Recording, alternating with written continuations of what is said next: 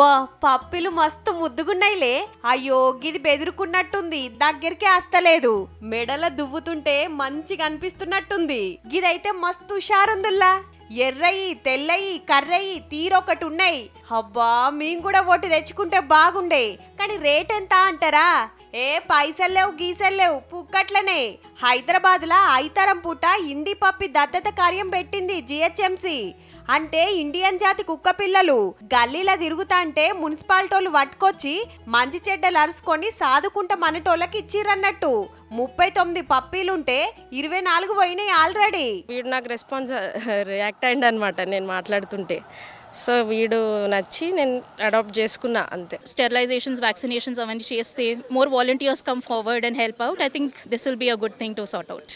గల్లీలల్లా కుక్కలకు తిండి సక్కగా దొరకక పిసపిస చేస్తుంటాయి. అటు పిల్లలకు సుత గవ్వే తిప్పలాయే. పాలు మరిచిన 2 నెలల కూనల్ని తీసుకొచ్చి టీకాలేసి అడిగినోళ్ళకి ఇస్తుర్రన్నట్టు. ఏడుంటారు, ఏం చేస్తుర్రు, వివరాలన్నీ తీసుకుంటారు. జిహెచ్ఎంసి యాప్ లా లైసెన్స్ కూడా ఫ్రీనే. ఫర్దర్ గా ఇంకెటువంటి సంతానం వద్దు అనుకుంటే స్టెరిలైజేషన్ అనేది చేయించవచ్చు. పిల్లలు పుట్టకుండా ఆపరేషన్ చేయించవచ్చు.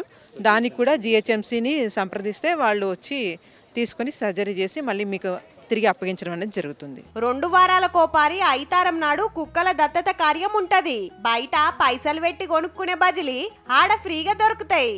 నచ్చింది తీసుకోవచ్చు. కాయిష్ ఉంటే చూడుర్రి మరి.